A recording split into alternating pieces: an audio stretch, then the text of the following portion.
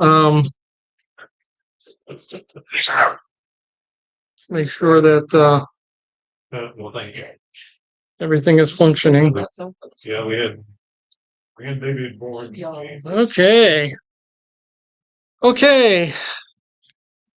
Well, I couldn't resist this one. I'm sorry. Had to put a little something in there, you know. Well, something of the So, Trump fixed global warming day one. yeah. Yeah.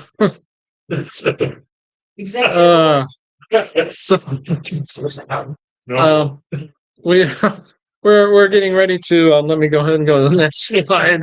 It's global warming in the summer. It's climate change in the winter. Oh, is it? Oh, okay. Well, I'll get that straight next week then.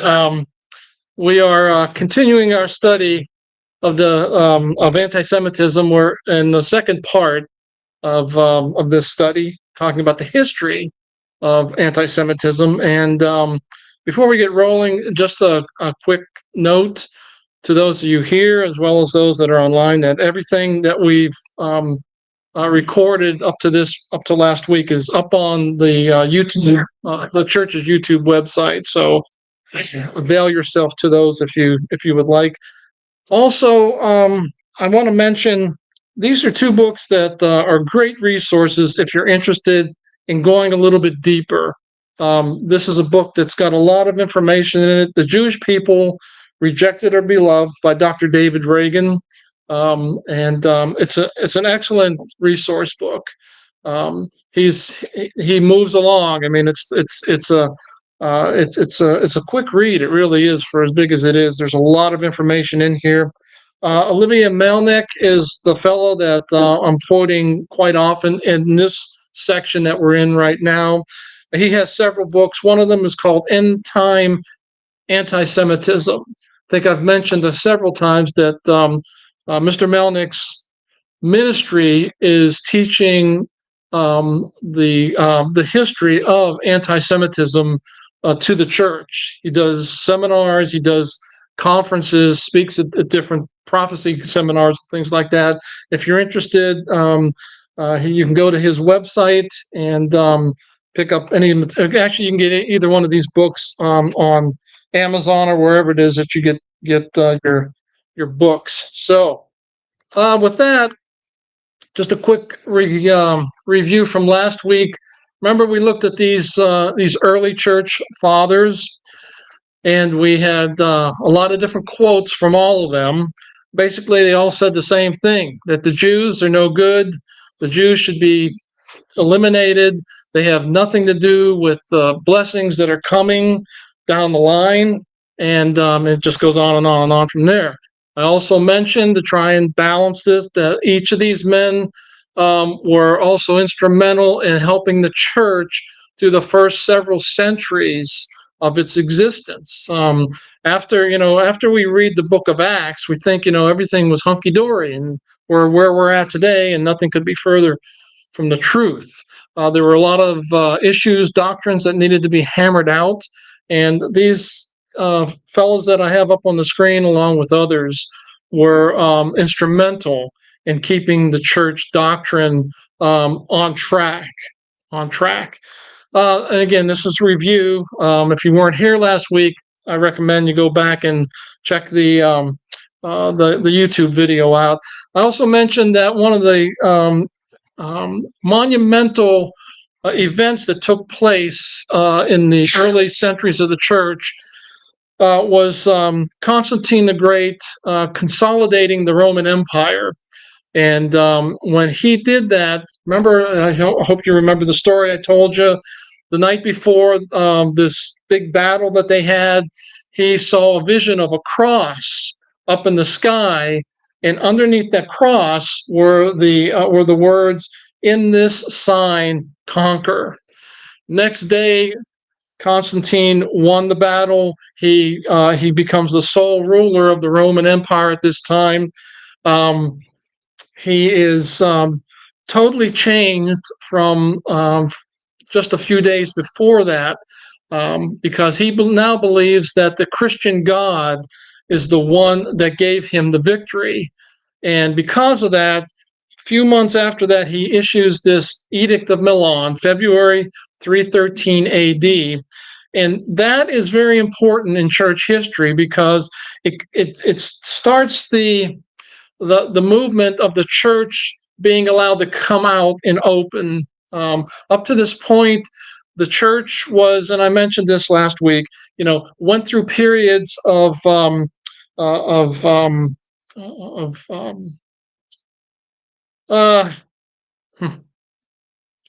well, they were fighting for their life. Let's put it that way. Okay, this is the time period where the Colosseum and all that was taking place. But anyways, he allowed the church to actively worship when and wherever they wanted to. That starts the ball rolling for the church and the government to kind of move closer together. And it won't take long before that's going to be the issue.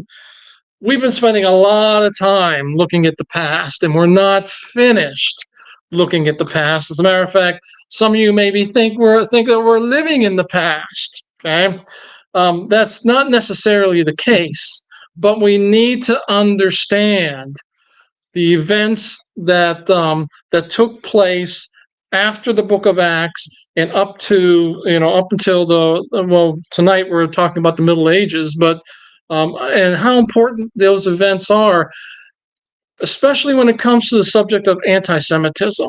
Anti-Semitism was from the get-go. I mean, it started in the early 100s, and it just continued to grow and grow and grow. The consolidation of the church and the government moves that along a little bit faster. And as we move into this period that we now know as the Middle Ages, there's a lot that's going to be taking place. You can see the dates at the top of the screen there, around 500 AD to about 1500 AD. It's a long period. It's 1,000 years or so. Okay, Melnick has this quote in one of his books: "Anti-Judaism in theory became anti-Semitism in practice during the Middle Ages." And you're going to see that tonight. There's a lot of things that I want to kind of bring to your attention that a lot of them you're probably aware of, but you probably weren't aware of the anti-Semitic forces that were behind some of these things. I put this list up last week, and I said, well, we're going to work our way through some of them. We're not going to hit them all, but we're going to hit most of them. Kind of an overview in a lot of cases. Again, you're talking about the Middle Ages. You're talking about 1,000 years. For me to put up, a half dozen or so bullet points, that doesn't cover but a fraction of all that took place during the Middle Ages. So these things that I'm kind of keying in on have to do with the subject that we're on, and that's the history of anti-Semitism. So as we go through this tonight, if you have questions, of course, bring them up or comments. But I'm just going to kind of work through this a little bit at a time, and when we end, we end. So comments, questions before I get rolling? Okay, we're rolling. The top two are just law codes that were developed. You can see the dates. This is after the fall of the Roman Empire. Actually, the first one precedes it, and the other one it takes place after the Roman Empire fell. They were codes of law, but within them, because now keep in mind the Roman Catholic Church and the Roman Empire are now merging as one, and you need to keep that in mind. Okay, even though the Roman Empire will be no more, most of it is intact enough that the church will they'll basically be ruling it from this point forward. So these law codes were things that began the process of anti-Semitism. And I really, until I dug into this, really didn't know much about the Theodosian or the Justinian codes. but within them there were anti-Semitic remarks, things that were said about the Jews, and it's not that they were trying to outlaw the Jews altogether, but there were things within those codes that caused anti-Semitism to more or less gain a foothold during this time of the Middle Ages. The next thing that's on the list is forced baptisms and forced conversions. This became part and parcel of the early part of the Middle Ages. In other words, Jews were given an option. Okay, and that option was basically convert or else. And the thing about these conversions, and they were forced, the thing about these conversions is that written within the church law was that anyone that went back to Judaism would be considered a heretic and was liable to the death penalty. So once you became a Christian, and I'll put that in quotes, okay, Christian, okay, you weren't allowed to go back to a synagogue. Now you have to understand the Jewish community. It's a close-knit community. Okay, once you became part of the church at this time, you weren't allowed to associate with Jews. You couldn't, there were laws against marrying Jews. Christians and Jews were not allowed to be together with each other. It's really kind of strange, all that's going on during this time period, and it's evolving. I mean, it didn't all happen overnight. It's going to change as we go through this next 1,000 years. Okay, the next thing on the list is the Crusades. Everyone in here probably knows about the Crusades one way or another, correct? I mean, there's nobody in here that hasn't heard of the Crusades. Okay? I'm looking at, a lot of gray hair, and I think we were all taught this in high school at least. Okay, it's about a 200-year period. Again, there wasn't just one crusade. There were multiple crusades. I think total there were 4 or maybe 5, depending on how you count. But the first one was one of the worst ones, and we'll see a little bit about that tonight. But when you talk about the Crusades, again, there's so much that you can get into, and there's so much history that's involved in the Crusades. But when it comes to the Jews, okay, this is one of the worst time periods to be a Jew of these 1,000-year Middle Ages. Okay, there aren't a lot of highlights, so I'm giving you the lowlights. Okay, I'm just going to give you some of the lowlights tonight. Things that took place during the Crusades. Things that took place during the Crusades. Now, you have to keep in mind where we're at.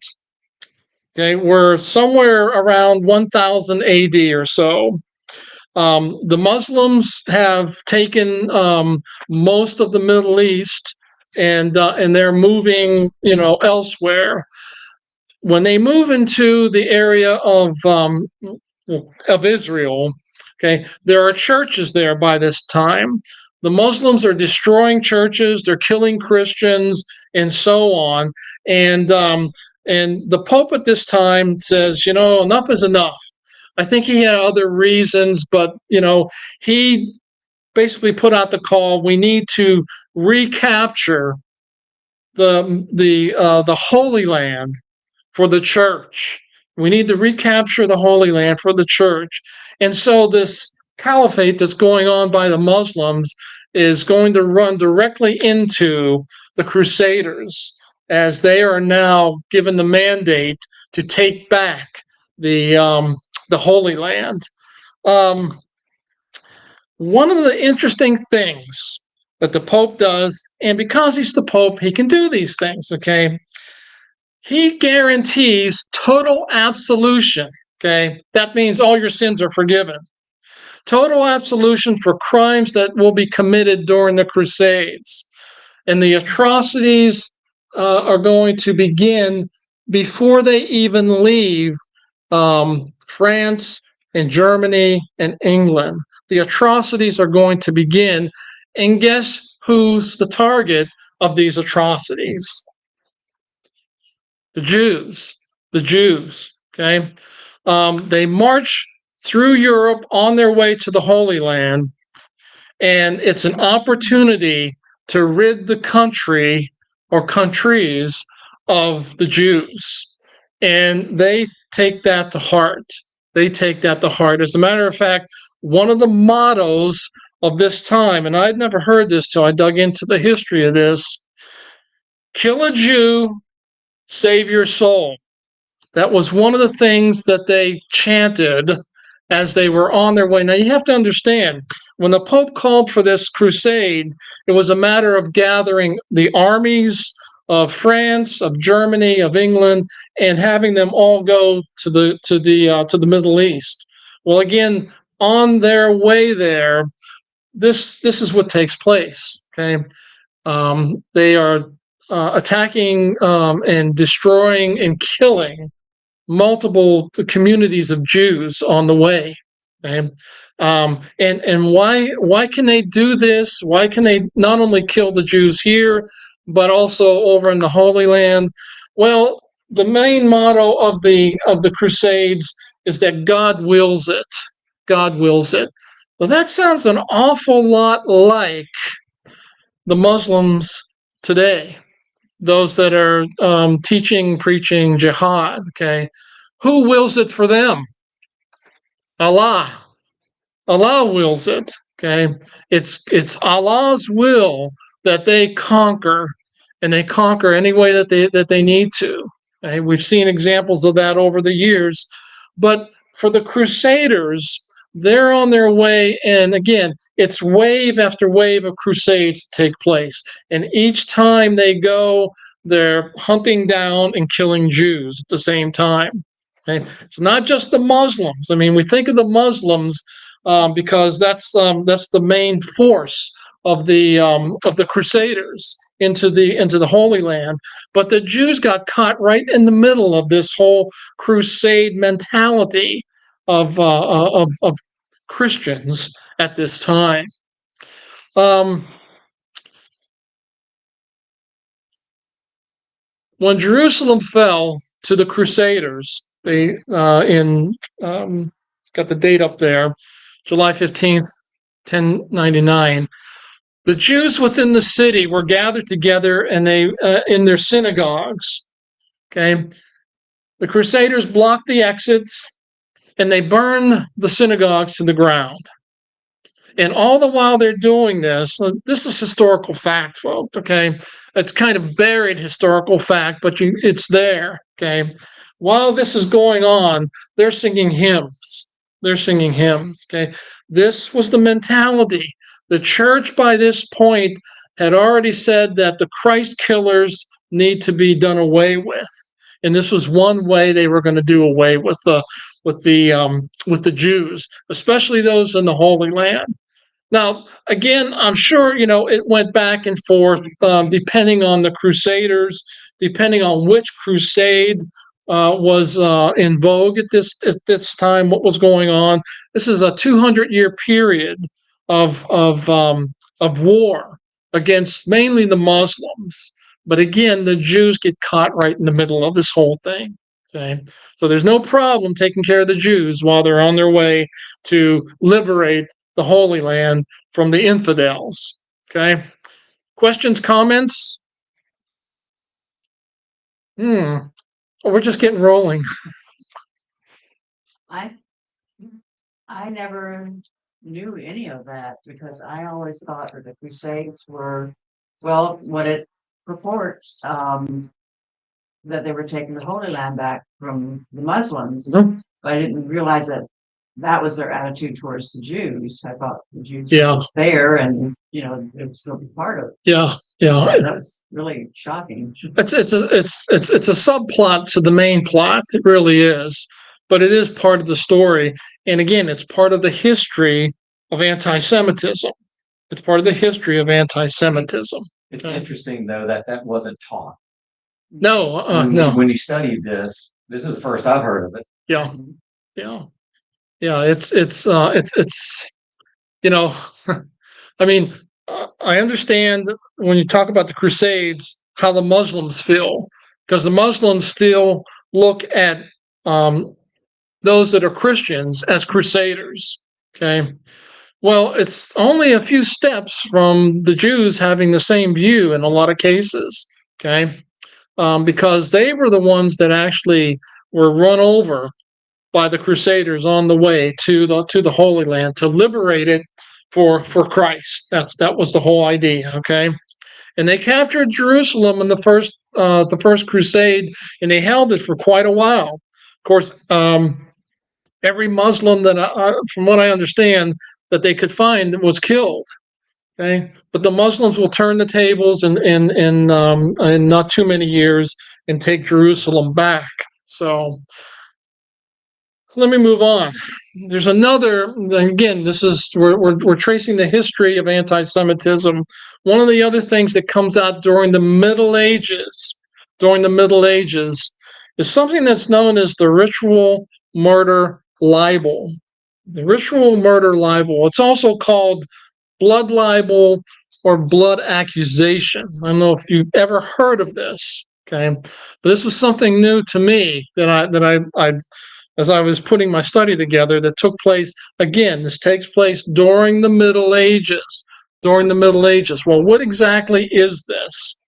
What exactly is this? This is what was said. The Jews would commit an official murder of a Christian, preferably a child, during Holy Week for ritual purposes. And that blood from that individual, child or whoever it was that they killed, would then be used to perform satanic rites or satanic rituals. Okay. That's the blood libel. That's the blood libel. And you're thinking, that's what? This is something that was that came about around 1100 or so, and I got another slide we're going to look at, and you'll see how it's still being talked about today. Okay, so you repeat a lie or a rumor long enough, and that rumor, that lie, has a way of becoming truth. And once it becomes truth in the eyes of individuals, there's no stopping it. And that's what happened with this lie that was spread. There's no evidence that this actually took place, but it was a rumor that got started during the Middle Ages against the Jews, and it gave the church cause to go after them. To go after them.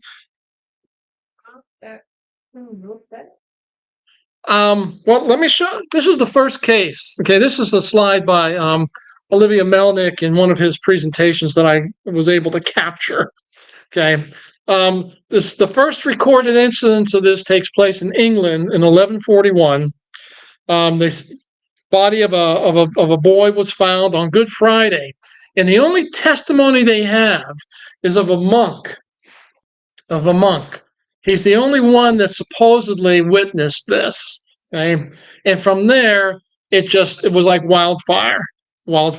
It continued on through the Middle Ages, and I know there's Melnick kind of jumps around here, but you can see it reappears in Poland in the 18th century, and then it becomes something of another rumor that gets rolling again in France, in Germany, in Russia. It finally makes it to the States in the early 1900s. And then it becomes part of Nazi propaganda. Okay. This is something that was in their propaganda. Okay. That this is what Jews are doing to Christian children on Good Friday. Okay. And as you can see, this case here really threw me here. Okay, that there's actually a supposed incident that took place in Birmingham, Alabama, of all places. Okay, notice this statement down at the bottom, his last statement. He says, "Anti-Semites are still propagating this rumor that is now supposedly truth in the eyes of a lot of people." around the world, and especially in the Middle East. Okay, the Muslims jump all over this every time Holy Week rolls around. Okay, it's just part and parcel of the whole anti-Semitic thrust, not only at the time of Holy Week, but throughout the centuries. Throughout the centuries. Okay, there's no historical facts that back this up. Okay, none whatsoever. Tied in with this is another rumor against the Jews that took place. Host desecration. Okay, this again was something new that I never heard about until I started digging into anti-Semitism. What is host desecration? Well, you have to understand now, look at the date. Okay, this is when it first starts. What the Jews were accused of doing, was taking the communion host and sticking it with a dagger. And they, the way this comes about is that they believed that they were killing Christ every time they stuck a dagger into those hosts. And now you think, that doesn't make a whole lot of sense. Well, today it doesn't. So we have to know a little bit of our Roman Catholic theology. Okay. Now stay with me on this and make sure you understand what I'm talking about. Okay. This is why this becomes so important to the church in the 1200s. Okay. During the Mass, and everyone knows what the Mass is, okay? It's the church service that the Catholics have, okay? During the Mass, they have communion. And during the communion portion of the Mass, the priest takes the host, the communion wafer. I always, I'm an ex-Catholic, so I know about some of this stuff, okay? And I always wondered, how come the priest gets that big wafer and we got these little itty bitty ones? I never could understand that. And he gets to eat the whole thing, and all we got, I'm talking to someone that's former Catholic, all we got were these little itty bitty ones, okay? Well, there's within Catholic theology, there's a doctrine called transubstantiation. Ooh, that's a big word. Hold on to that, okay? What that means is that when the priest takes the big host and raises it up, now understand this and see how it ties in with host desecration. When he takes that large host and he raises it to the sky, in Catholic theology, what he is doing is he is bringing Christ back down to earth to be sacrificed. He breaks the host to be sacrificed, and Christ's body and blood becomes part of that host. It's not symbolic, it's mystical. It's mystical. Okay, this is Catholic theology. Understand that host represents Jesus Christ being taken from heaven. Every time a mass is said, everywhere in the world, the priest has the power to bring Christ down to earth and to sacrifice him for the congregation. Okay, that's the idea behind the Mass. Okay, Christ is sacrificed every time a Mass is said. And part of that whole doctrine is this idea that Christ, the actual body and blood of Christ, is contained in that host. So for a Jew to take a dagger and stick it into that host, okay, they are the ones that are killing Christ. They are the ones that are killing Christ.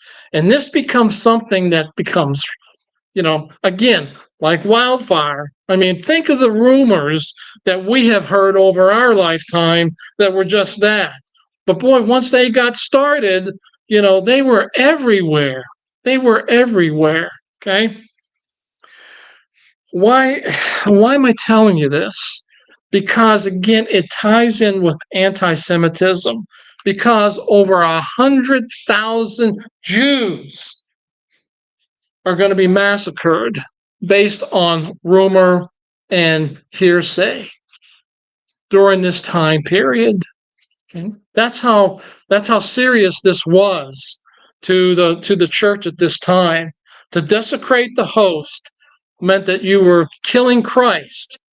And who better to be the killers of Christ than the original killers of Christ, the Jews? And that's what they did. That's what they did. Okay, that's what they supposedly the church said they did, and it became so ingrained in this whole Middle Ages that it spread like wildfire. Now you have to understand, folks. Okay, just sidestep here for a moment. Okay, nobody had a Bible that they could check any of this stuff out with. Nobody had the scriptures that they can turn and say, well, it says Christ died once for all, and that's the end of it. Christ isn't sacrificed. Or shouldn't, he's not being sacrificed every time we have a mass. He was sacrificed once, and that's all it took. Okay. But the Catholic theology teaches differently. Nobody has a Bible that can refute this, of course. And if you tried to refute it, you were considered a heretic and you were burned at the stake. So, they got you coming and going. Okay? They got you coming and going during this time period. Okay. So those two things are kind of like issues that the Jews had to deal with, the stigma that was placed upon them, and how anti-Semitism, again, grows and grows and grows during this Middle Ages period. Okay. Questions, comments before we go to the next fun part? Yes. Well, can you actually, or can you say that the Catholic Church started all of this anti-Semitism, or was there some other people before? No, there was no church. The Catholic Church was it. That was it. By the early 300s, maybe late 200s, the foundation for the Catholic Church is in place, so that by the time Constantine basically releases the church to do whatever it wants to at this point, because now they're a tolerated religion, anti-Semitism is already ingrained in the church, and it just continues to grow and grow and grow. And through we only looked at some of those church fathers last week, but there are others that will build upon this anti-Semitism that was developed during the 200 and 300 time frame. And by the time we get to the Reformation, which is next week, it's full blown. It's full blown. To be a Jew was not a good thing to be. Okay, so lie becomes rumor, rumor becomes fact, and fact becomes truth. It's just the way that it goes at this time. Again, keep in mind where we're at. We're in the Middle Ages. We're in the Middle Ages. Questions, comments? I'm nice and cool up here because I got the fan tonight. I know. Maybe we'll open this up a little bit until the kids come screaming by, and then we'll close it. Maybe that'll help. Okay, let's move on. Let's move on. Anyone know about the Black Death or the Black Plague? Chili old flavors. It was a horrible time for the world, was it not? Okay. Let's find out how bad it really was. Okay. These are some of the results of the Black Plague or Black Death. It goes by multiple names. Okay. And need to understand the numbers at the top of the screen there. Okay. Between this time period, 1346 to 1353, somewhere between 25 and 50 million people are going to die in the area of Europe, on the continent there. Okay. Now, I had a number there, but then I said, I'm reading too many scholars that study this, and the numbers are vary depending on who you're reading. So I just figure it's somewhere between a third to a half of the population of Europe dies. Now think about that. Think about America. We're what, 300 million now, something like that. What would happen if half the population of this country was dead in a matter of what, 7, 8 years? Okay, think of that. That's, I know about you. I cannot get my head around it. Okay, I cannot get my head around it. It's too big a number for me to understand. Okay, that is a lot of death. That's a lot of death. And this is what was taking place in Europe. And not just in, I mean, we concentrate in Europe because that's the most populated area that the plague took place. But it also was, in the Middle East, in India, Turkey, all, I mean, it was definitely, here's the word that we're all familiar with, a pandemic. It was a true pandemic. Okay. Compared to the numbers that we've seen concerning COVID, it pales in comparison. You can't even compare the two. Okay, this was a true worldwide pandemic.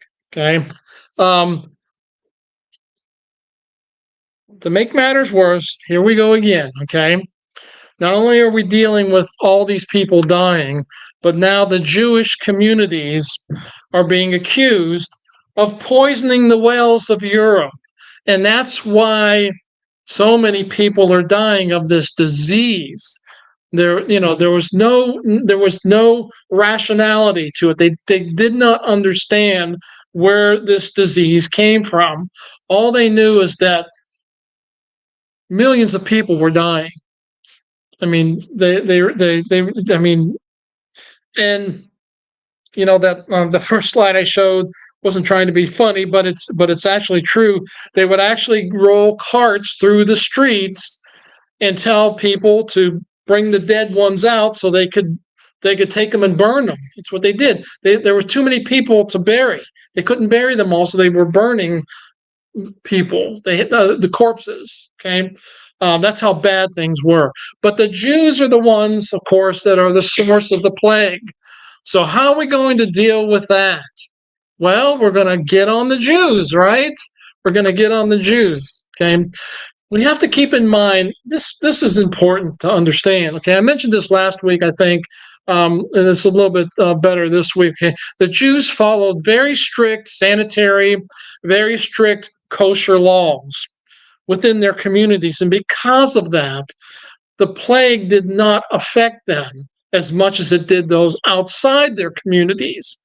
Jews died during this time of the plague, just like the non-Jews. But within the Jewish communities, they were safer because of their sanitary laws. Okay, just simple things that they did on a daily basis kept them from getting infected, kept them from getting this plague that was decimating the whole continent of Europe. Okay.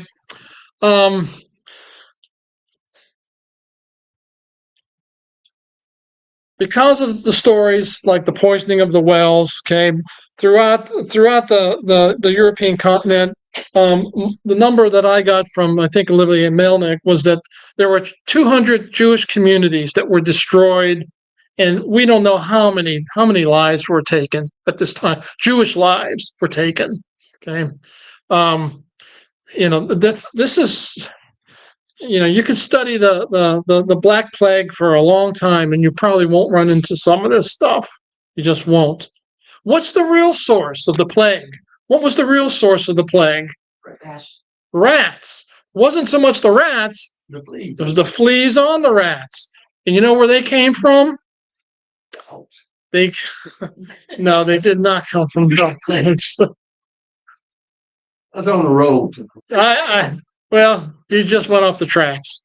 They came from the merchant ships from India and so on. The rats got onto the ships, infected with the fleas. They were covered with fleas, I guess. Okay, these fleas had this, and we now know it's called the bubonic plague. Okay, there's still cases of it that pop up every now and then. You hear about it, but it's, for the most part, it's just about eliminated. But the fleas were the source of the plague. It wasn't the water. It wasn't what people were eating. It's just their sanitary conditions that they lived in. I mean, there was rat infested everywhere. I mean, we've all seen the movies of of what the Middle Ages looked like. And don't go along with the ones where they're living in these castles and everything's bright. I mean, it was a terrible, terrible living conditions, which bred the rats, which had the fleas, which had the plague. And that's why all it took was one bite by a flea, and you were goner. You were gone. There was no cure for this. No cure for this. Yes, ma'am. I looked up the Black Plague on the internet, and I'm sitting on the Britannica website, and it says having originated in China. Hmm. Yeah.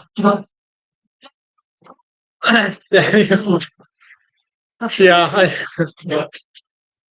I figure I better not go there tonight. You're gonna lose channel. Let's see. Who else can I insult tonight? Let's see. I've covered the Catholics. I've covered the, So let's. How about the Spanish? Okay, let's talk about the Spanish Inquisition. The Spanish Inquisition. This is part of the Middle Ages, and what I want you to see is that we're calling it the Spanish Inquisition. Okay, look at the dates. Nearly 400 years this went on until 1834, when they finally, the church finally says, we better stop this. We're getting too much bad PR because of this. And so so that's pretty much when it ended, the Spanish Inquisition. Okay.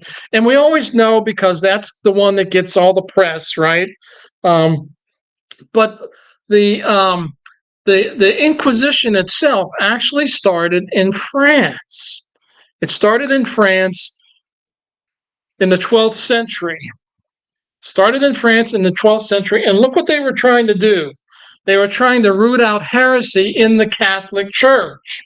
Okay, and then all of a sudden, well, we're getting some of those church heretics, but what about the Jews? They're the cause of a lot of this stuff. So you see the date, 1242. That's when the Jews now moved to center stage, and thousands of their every time I read things like this, it's like I really kind of like, all this knowledge that was written down is just gone because it was all burned.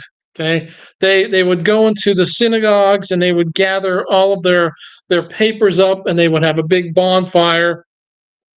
But then, didn't take many years. He says, well, we're tired of burning all their books. What do you say we burn some Jews now?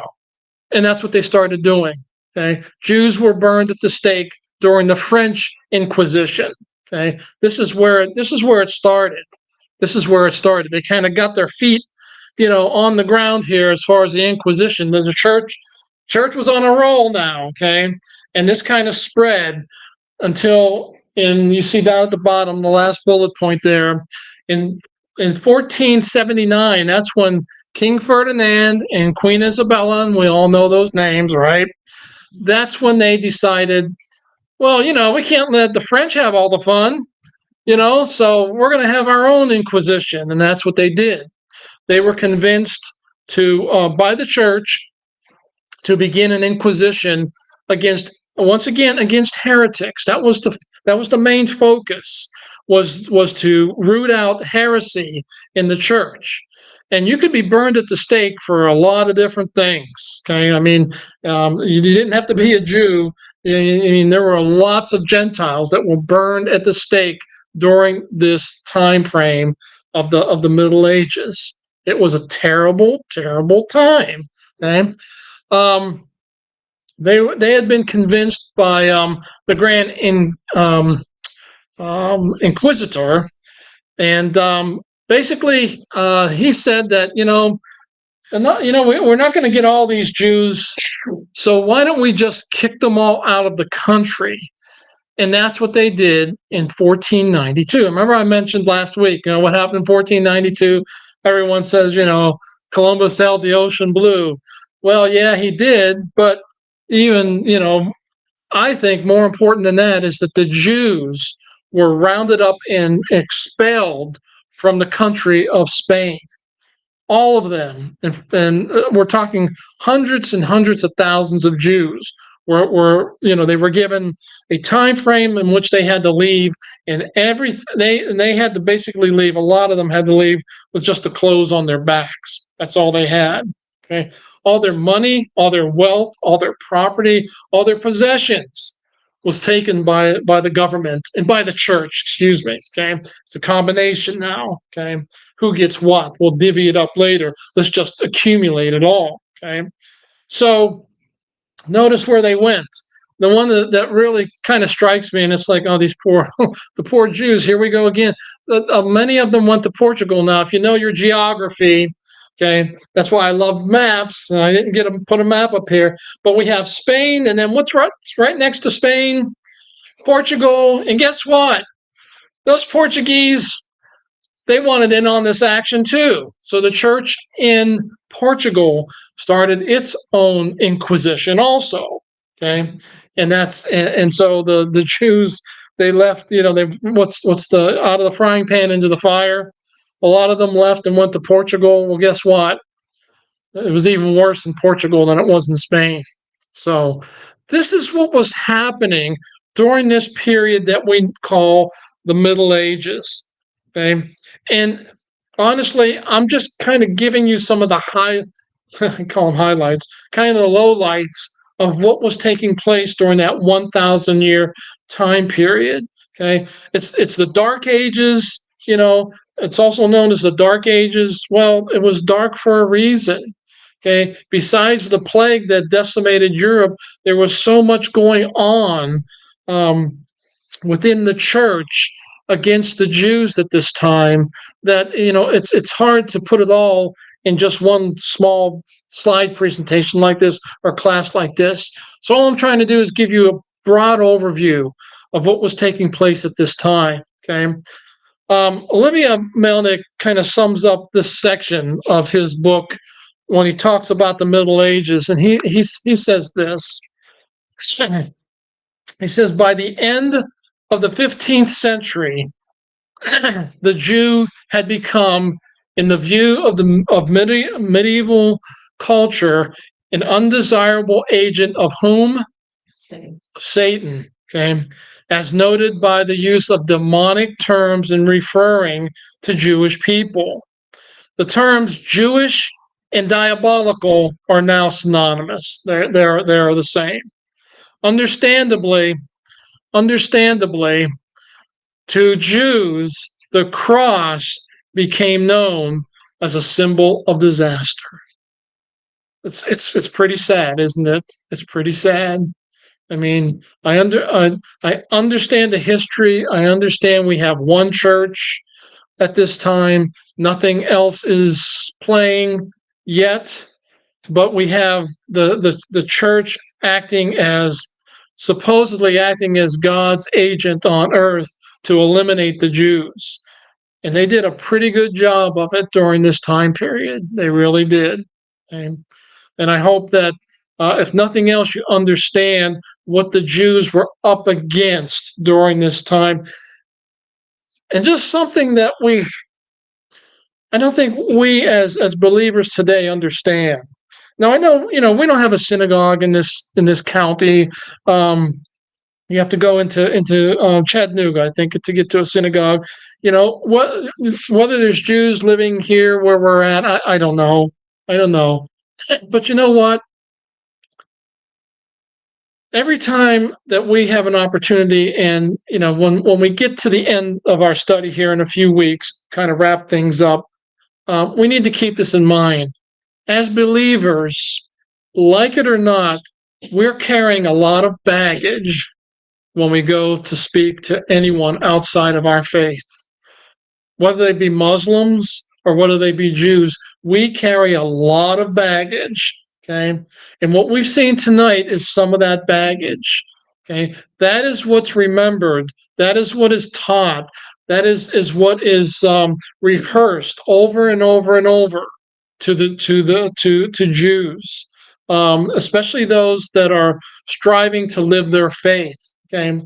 Um, we've seen examples of anti-Semitism in this country over the last 18 months or so that we have not seen probably since World War II.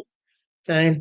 And we're going to get into that. But you need to understand that the Jews as a whole, when they see a cross or they see the church, unless they're from the way left liberal section of Judaism, okay, they see a lot of this baggage. They see the Crusades. They see all the programs that were given out by the church to eliminate them. Okay? It's just something that we have to deal with. So it becomes very real in the opportunities that we have when we speak to Jews. And again, I know we don't have opportunities that often, but who knows? Maybe God's preparing you for that with this class. I don't know. I know more about anti-Semitism now than I have. I've been studying, and teaching for decades now, and I've never taught on this subject, to my shame. I think it's something that every Christian needs to understand, at least a portion of it, because it's very real. And let's face it, if you've been in any of my classes where I've taught on end time prophecy, it's going to become everything we've seen pales in comparison to what we'll see. We won't see it, we'll be in heaven. Okay. But what will take place during the tribulation period, it's going to be worse than we can possibly imagine. Okay. Next week, I mentioned we're going to talk about the Reformation and anti-Semitism. We'll spend some time talking about some of the big dudes, okay, and seeing what they had to say about the Jews, and then we'll move on from there and try and bring us up to the time of the actual Holocaust in World War II, and then we'll get into modern day anti-Semitism. So, questions or comments tonight? Yes, Leon. I think I've made this comment in the past that we look at things through our experiences. And my perception of the Jews is I didn't know any personally growing up, but my daddy would always take me to a loan office, or what you call them now. But anyway, because they would take things in at a price and give you money, and then you could go buy something there pretty reasonable. Mm-hmm. And so my only experience with the Jewish race was I never saw them work the manual labor or doing anything. And they always seemed to have a pretty good wealth. Mm-hmm. And I think that may be a lot of what happened in past history. Yeah. The Jews had accumulated and had things where others didn't, and that causes problems at times. Yeah, it does. It does. We're going to talk about some of the conspiracy theories that are out there concerning the Jews when we get into modern anti-Semitism, just briefly. But yeah, I'm the same way. I don't know if anyone else in here has had much interaction with Jewish folks, but all I will say is that my family, there were things that were said as slurs. Okay, if you were trying to insult somebody, and I feel bad about it now, coming from my family. But boy, they said some things that were just downright nasty about Jews and other minorities. We'll leave it at that. Okay. So, anyways, if there's nothing else, I'm going to let you out a few minutes early, but I get those minutes back, right? I mean, I'm collecting them. So the last class will be about an hour and a half, right?